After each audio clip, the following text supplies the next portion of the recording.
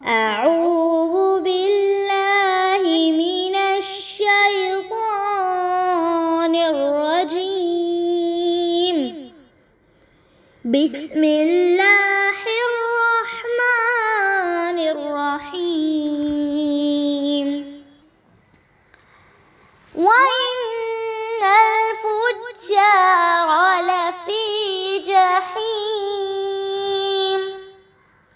يصلونها يوم الدين وما هم عنها بغائبين.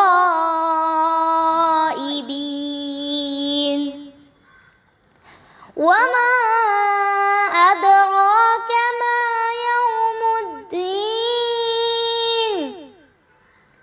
ثم ما أدراك ما يوم الدين. يوم لا تملك نفس لنفس شيئا والأمر يومئذ لله. الكريم فأعوذ بالله السميع العليم من الشيطان الرجيم من حمزه ونفثه ونفخه. بسم الله الرحمن الرحيم. ربي زدني علما. اللهم ربي زدني علما. ربي اشرح لي صدري ويسر لي أمري واحلل عقدة من لساني يفقه قولي. اللهم اجعلنا منهم من الذين آمنوا وعملوا الصالحات وتواصوا بالحق وتواصوا بالصبر. آمین یا رب العالمین. ثم اما بعد. السلام علیکم ورحمۃ اللہ وبرکاتہ. تمام طرح کی تعریفیں اس واحد معبود برحق اللہ عز و جل کو لائق و زیبا ہے جس نے ہمیں مسلمان بنا کر پیدا کیا. لاکھوں کروڑوں ہزاروں درود تمام انبیاء اور خاص کر آخری نبی پیغمبر مصطفیٰ صلی اللہ علیہ وسلم پر اور ان کی آل اور ان کے اصحاب پر. لاکھوں کروڑوں ہزاروں شکرانے کے سجدے اور سر تسلیم خم اس واحد معبود برحق کے آگے جس نے ہمیں توفیق دی کہ ہم قرآن کو سمجھ کر پڑھ سکے، ورنہ ہم اس کے اہل نہ تھے. انشاءاللہ تعالی باذن اللہ کے اذن سے آج ہم سورۃ الانفطار کا پارٹ 3 کریں گے، آیت نمبر 14 سے 19 تک انشاءاللہ تعالی. اب آیت نمبر 14 میں جو ہے اللہ سبحانہ وتعالی بیان کرتے ہیں، بسم اللہ الرحمن الرحیم. آیت نمبر 14. اور ان الفجار، ان بے شک، حرف تاکید، فجار گنہگار، لفی جہیم جہنم میں، لام مذالکہ ہے. اب یہاں پر جس طرح گارنٹی دی گئی تھی پچھلی آیت جو ہم نے کی تھی، آیت نمبر 13 میں ابرار تھا، جو نیک لوگ تھے، سیم سیکوینس پہ غور کیجئے. انا وہاں بھی ہے، ان الابرارا، وہاں پہ ابرارا تھا، اور یہاں وَإِنَّ الْفُجَّارَ، یہاں پر گنہگار ہے. وہاں لفی نعیم تھا، نعمتوں میں تھے، جنتوں میں تھے، اور یہاں ہے لفی جہیم، جہنم میں. وہاں بھی گارنٹی تھی پورا 100%، اور یہاں بھی 100% گارنٹی کے ساتھ کہا جا رہا ہے کہ بے شک جو فجار ہے وہ جہیم میں ہوگے، جہنم میں ہوگے. اب ہم دیکھتے ہیں لفظ جہیم. جہیم جو ہے وہ اس جیم، ہا اور جو میم ہے وہ مادہ جو ہے اسے جہوما کہا جاتا ہے. اور یہ جو लायन जो होता है, शेर के आंखों के देखने का जो अंदाज है वो उस तरह जैसे एक शेर अपने जानवर को जिसका वो शिकार करना चाहता है, जो अंदाज में वो अपने शिकार को देखता है, जो अंदाज उसके ताकने का, उसके झपटने का, उसको उचक लेने का, उसको दबोचने का और उसको खा लेने का जो निगाहें हैं, जो अंदाज है वो निगाहों का, वो अंदाज होता है जो मादे से आया है जहीम। मतलब जहन्नुम गोया के अपने हर शिकार को क्या है, वो देख रही है, वो देख रही है। और वो जो देखना है, देखो अगर कोई इंसान हमको ऐसी नज़र से देखे तो हमको एक अजीब सी फीलिंग होने लगती है। मतलब हमको ऐसा लगता है कि ये बंदा या ये बंदी मुझे ऐसे क्यों देख रही है, ऐसे क्यों घूर रही है, क्या मकसद है, क्या इंटेंशन है इसका, क्या चाहती है। हम आँख से आँख नहीं मिला पाते, हम आँख हटा देते हैं क्योंकि एक अजीब इस्तिराब की जो कैफियत है वो हमारे अंदर उस वक्त शामिल होती है। तो ये जो जहीम है वो कैसे, वो एक शिकार को जैसे शेर देखता है, गोया उन नज़रों से जहन्नुम उसमें जाने वालों को देख रही होगी। और जो जाने वाले लोग हैं वो उसकी जो देखने का अंदाज है उसे बर्दाश्त भी नहीं कर पाएंगे। वो देखने का वो जो जहीम है, वो जो इस तरह देख रही होगी, ये उसे बर्दाश्त भी नहीं कर पाएंगे। लेकिन क्या है कि वो डेफिनेटली उसमें जाएंगे। और जाएंगे कैसे? आयत नंबर 15 में यस्लौनहा डाले जाएंगे उसमें, मतलब जहीम की बात हो रही है। यौमद्दीन रोज़े जज़ा और सज़ा के दिन, मतलब क़यामत के दिन किसमें डाले जाएंगे, उसमें।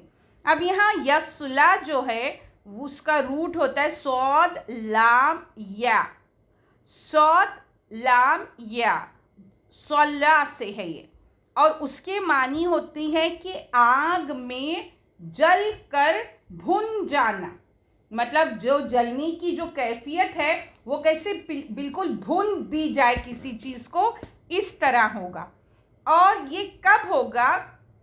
यौमुद्दीन होगा, रोज़े जज़ा व सज़ा के दिन होगा। अब यहाँ पर अल्लाह सुब्हान व तआला इस मतलब उनको जो आग में क़यामत के दिन डाला जाएगा। अब जो क़यामत का दिन है, यहाँ हम देखते हैं इस आयत में बार बार रिपीट हुआ है। जैसे कि आयत नंबर 9 में क्या था, कल्ला बल तुकज़्ज़िबूना बिद्दीन, वो क्या करते थे, तुम झुटलाते हो जज़ा व सज़ा के दिन को। और यहाँ अल्लाह सुब्हानहू व तआला ने क्या फरमाया कि आग में वो उस दिन डाले जाएंगे, उस दिन डाले जाएंगे जिस दिन का क्या किया था, उन्होंने इनकार किया था, जिस दिन उन्होंने इस चीज़ को झुटलाया था। फिर उसके बाद आगे हम देखते हैं आयत नंबर 16 में, वह और मा नहीं, हुम वो, अन्हा इससे, बिगाइबीन गायब होने वाले, जुदा होने वाले, और वो नहीं इससे जुदा होने वाले। अब यहाँ जो माँ है इसका हम तर्जुमा क्या कर रहे हैं, नहीं में कर रहे हैं ना, नहीं के लिए नफ़ी पैदा करने वाला। और जो माँ है वो बहुत सख्ती के साथ नफ़ी का मफ़हूम पैदा करता है, यानी इसका क्या मतलब है कि वो इससे गायबीन है, यानी जुदा होने वाले नहीं। और ये गायबीन जो है वो गायब की जमा है। अब हम यहाँ देखते हैं कि अल्लाह सुब्हानहू व तआला क्या बोल रहे कि और इससे वो मतलब जहन्नम से वो जब दाखिल हो गए और लाजिमन वो दाखिल हो गए और यहाँ से भागने की, यहाँ से निकलने की कोई भी सूरत नहीं है, कोई भी सूरत उनके लिए मुमकिन नहीं होगी कि वो वहाँ से भाग सके या वहाँ से نکل سکے, اس عذاب سے اپنے آپ کو بچا سکے یا چھڑا سکے, ایسی کوئی بھی صورت ان کے لیے اللہ سبحانہ تعالیٰ نے وہاں نہیں رکھی ہے. پھر اس کے بعد اللہ سبحانہ تعالیٰ اس چیز سے کیا بیان کرے کہ یہاں جو جہنمی لوگ ہیں ان کے لیے جو یہ کیا ہے, دائمی عذاب کا حکم ہو رہا ہے, یعنی ہمیشگی کا عذاب, ایسا عذاب جہاں سے وہ نکل نہیں سکتے, ہے نا. پھر اس کے بعد اللہ سبحانہ تعالیٰ سوال کرتے ہیں, وہی سوال جو ہم نے بہت ساری آیاتوں میں دیکھا. سوال ہے جو آیت 17 میں آتا ہے, وہ اور ما کیا ادراکا, تمہیں خبر ہے نا, اور تمہیں کیا خبر, ما کیا, یوم الدین, روز جزا و سزا, اور تمہیں کیا خبر کہ جزا اور سزا کا دن کیا ہے. اب اللہ سبحانہ تعالیٰ کیا بتا رہے ہیں کہ ایک سوال کر رہے, جیسا وما ادراک ما ہی, اس طرح ہم نے کافی سوالات دیکھے. تو یہ سوال کیا جا رہا ہے کہ تمہیں کیا پتا کہ جو جزا اور سزا کا دن کیا ہے. اور اس کے بعد آیت 17 کے بعد آیت 18 میں اللہ سبحانہ تعالیٰ نے دوبارہ اسی سوال کو کیا ہے. دیکھیے, غور کرے, ثم, پھر دوبارہ کیا جا رہا ہے, ما ادراکا, کیا تمہیں خبر, ما یوم الدین, کیا ہے روز جزا و سزا, پھر تمہیں کیا خبر روز جزا سزا کیا ہے.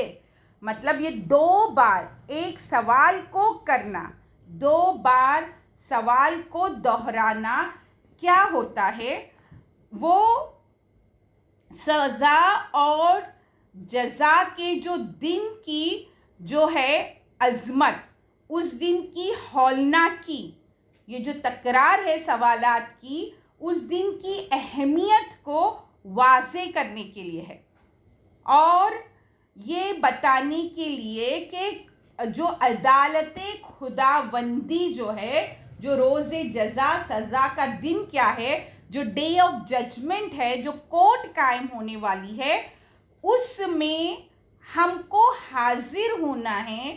اور یہ حاضری کا تصور جو ہے, ہم انسان جو ہے اس سے لرز اٹھے.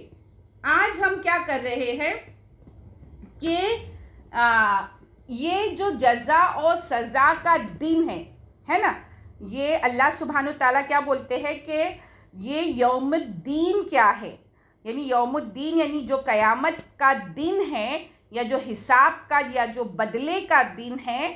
تو اس میں کیا ہوگا کہ ایک لمحہ, ایک گھڑی بھی جو ہے ان لوگوں کو جو اس چیز کا انکار کر کے آگ میں داخل ہوئے ہیں, نہ ان سے عذاب ہلکا کیا جائے گا, نہ انہیں ایک لمحے کے لیے کوئی راحت میسر ہوگی, اور نہ ان کو مطلب تھوڑی سی بھی دیر کے لیے, مطلب ایک لمحے کے لیے کوئی بریک نہیں ملے گا. اور یہ اتنا شدید ہوگا دن, اور اس دن کی شدت کو بیان کرنے کے لیے اللہ سبحانہ تعالیٰ نے 2 بار اس کی جو تکرار لائی ہے, اس کی شدت کو بیان کرنے کے لیے ہے. اب یہاں اللہ سبحانہ تعالیٰ کیا بتاتے ہیں کہ تم نہیں جانتے کہ یوم الدین کیا ہوگا, تم نے جھٹلایا تھا اسے, ہے نا. اسی آیت میں ہم نے دیکھے, اسی سورہ میں. پھر اللہ سبحانہ تعالیٰ نے اس آیت میں یوم الدین جو ہے, بالدین جو ہے, 4 مرتبہ ہم دیکھتے ہیں کہ جزا اور سزا کا جو دن ہے, اللہ سبحانہ تعالیٰ اسے 4 بار بیان کرتے ہیں اس ایک آیت میں. تو اس سے کیا واضح ہوتا ہے, اس سے آخرت کے دن جو ہے اللہ کے حضور حاضری کا مطلب یہ گارنٹی. تو اس بات, اس تصور کو جب ہم اپنے سامنے لاتے ہیں تو کیا ہونا چاہیے, ہم کو فکر ہونی چاہیے کہ اس دن کے لیے میری کیا تیاری ہے نا. پھر اللہ سبحانہ تعالیٰ یہ 2 سوال کرنے کے بعد جواب دیتے ہیں کہ یوم الدین کیا ہے. اس کا جواب دیا گیا ہے آیت نمبر 19 میں جو اس سورہ کی آخری آیت ہے. یوم جس دن, یوم الدین پوچھا تھا نا کیا ہے, تو جس دن لا نہیں تملکو مالک ہوگا, نفسن کوئی شخص, لنفسن کسی شخص کے لیے, شیئا کچھ بھی, والامر اور حکم, یومئذ للہ اس دن اللہ کے لیے, یعنی جس دن کوئی شخص کسی شخص کے کا مالک نہ ہوگا اور کیا ہوگا, کچھ بھلا نہ کر سکے گا کوئی کسی کا, اور اس دن حکم اللہ ہی کا ہوگا, اس دن حکم اللہ ہی کا ہوگا. سمجھ لے, تو یہ یوم الدین ہے, یہ ہے ڈے آف ججمنٹ, یہ ہے روز جزا سزا کا دن جس کو اللہ سبحانہ تعالیٰ نے جواب دے کے فرمایا. اب ہم اس دن کو سمجھتے ہیں کہ آج کی دنیا میں انسان جو ہے, ہم سب انسان, ہمیں اختیار ہے نا, ہمیں اختیار حاصل ہے. اب کیا ہوگا, یہ اختیارات ہمارے صرف دنیا تک محدود ہیں, ہے نا. یوم الدین جب ہوگا تو یہ اختیار جو ہے ہمارے ختم ہو جائے گے. اس دن ہم کیا ہو کر رہ جائیں گے, بے اختیار. کوئی اختیار ہمارے ہاتھ میں نہیں ہوگا. یہ کب تک ہے, جب تک ہماری سانسیں چل رہی ہے. اب ہو سکتا ہے کہ دنیا میں بادشاہ بھی ہے, فقیر بھی ہے نا, بہت عالم بھی ہے, بہت جاہل بھی ہے, ہر طرح کے لوگ ہیں, سب کو ایک اختیار ہے.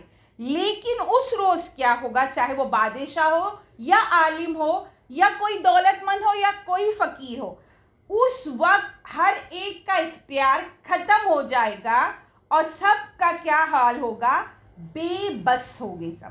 جب اختیارات ہم سے چھین لیے جائیں گے تو کیا ہوگا, آج میں اگر میری گھر کی اونر ہوں, ہے نا, آج میں میرے گھر کی مالکن ہوں, تو کیا ہوں, یہ اختیار ہے میرے پاس, ہے نا, یہ اتھارٹی ہے. ہم ہوم منسٹر کہتے, اگر حکومت کا پرائم منسٹر ہے تو وہ اختیار ہے. لیکن جب یہ اختیار چھین لیا جاتا ہے تو کیا ہو جاتا ہے, بے بس ہو کر رہ جاتا ہے. تو روز حشر کیا ہوگا, ہم سب کیا ہو جائیں گے, بے بس ہو جائیں گے.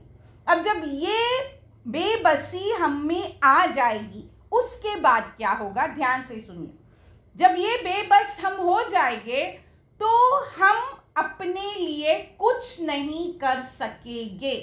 روز حشر میں خود میرے اپنے نفس کے لیے کچھ نہیں کر سکوں گی. اور اللہ سبحانہ تعالیٰ نے کیا کہا, یوم لا تملک نفس لنفس شیئا, اور میں خود تو کچھ نہیں کر سکوں گی اور نہ میں کسی دوسرے کے لیے کچھ کر سکوں گی. یعنی اختیار کسی کے پاس نہیں ہوگا. اختیار اور اقتدار جو ہوگا اس دن سب کچھ جو ہوگا اللہ سبحانہ تعالیٰ کے ہاتھ میں ہوگا, اور معاملات کے فیصلے اللہ سبحانہ تعالیٰ کے ہاتھ میں ہوگا.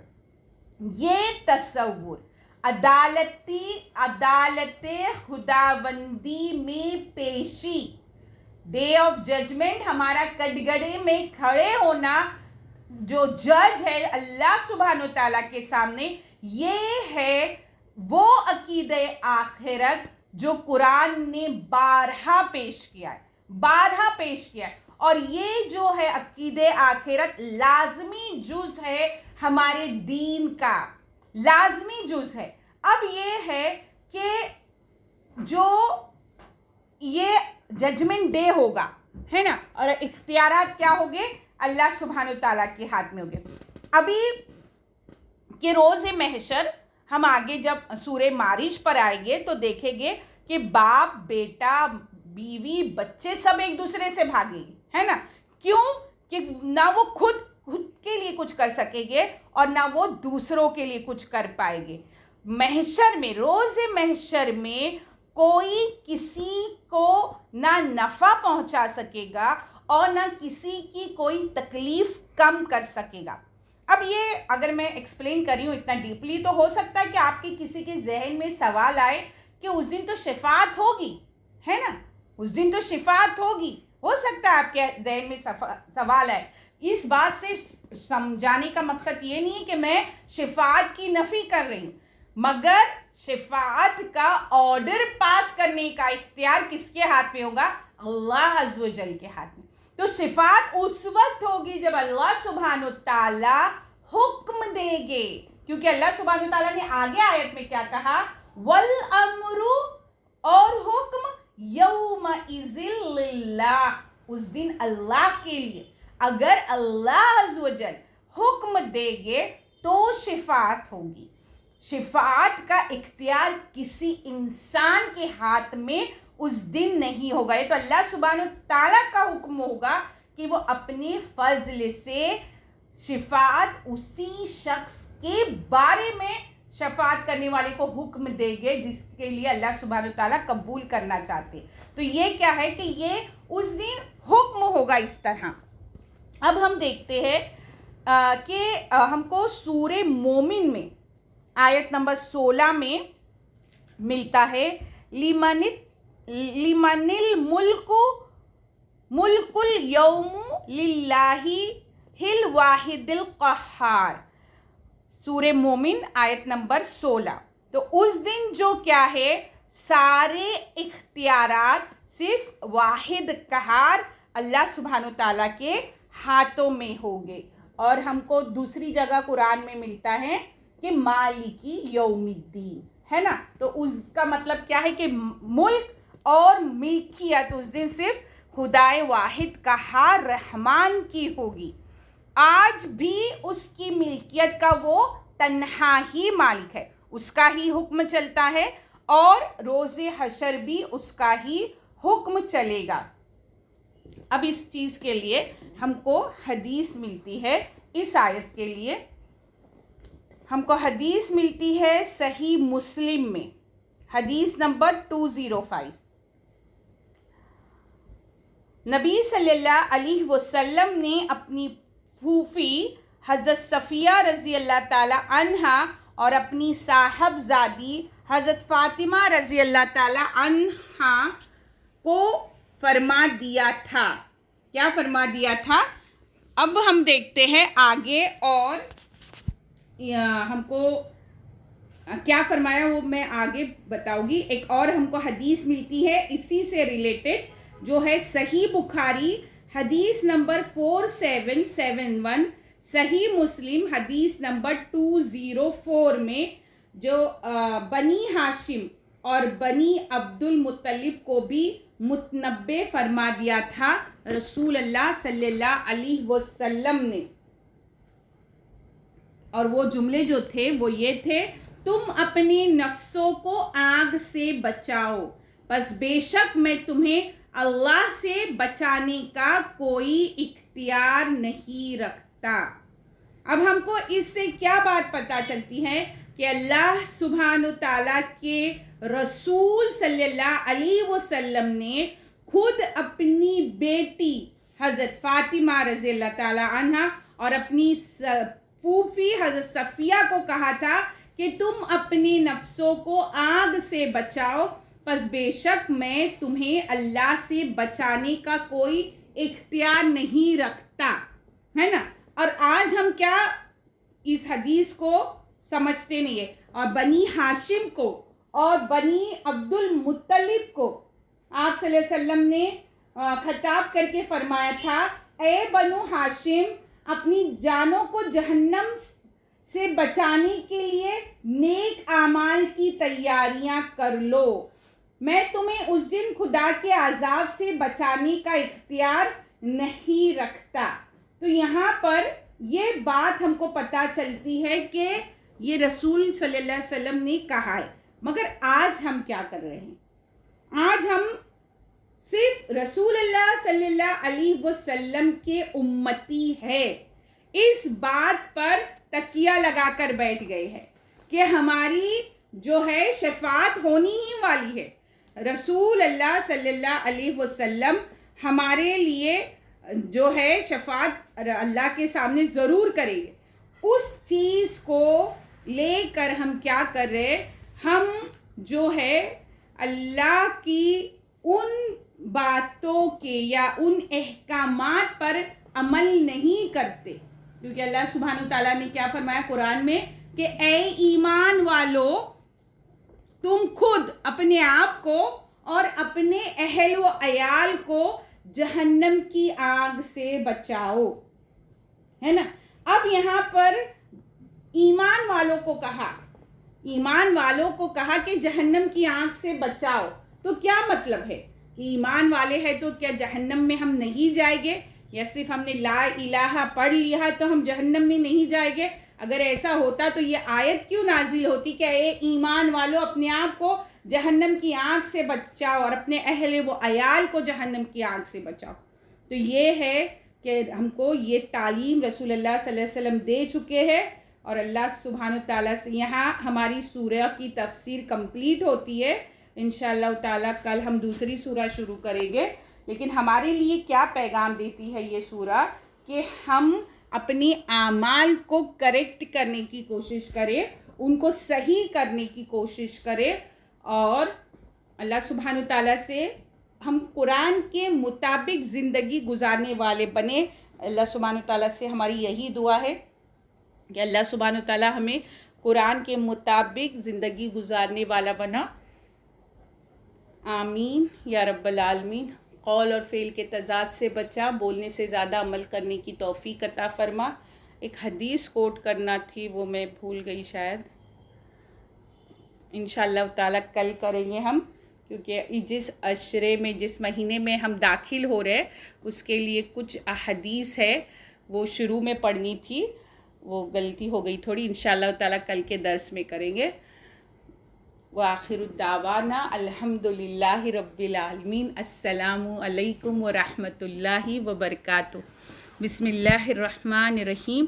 سبحانک اللہم وبحمدک نشہد ان لا الہ الا انت نستغفرک ونتوب الیک.